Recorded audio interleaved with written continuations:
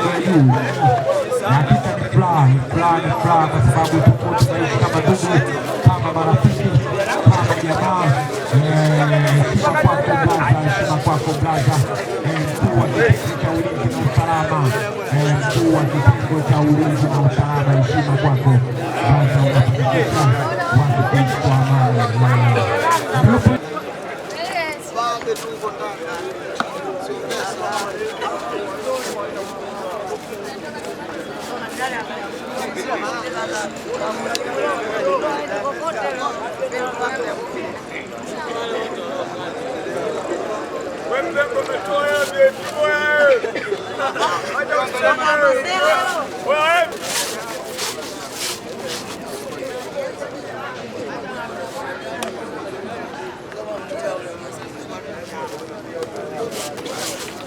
Raundi ya kwanza ya mchezo.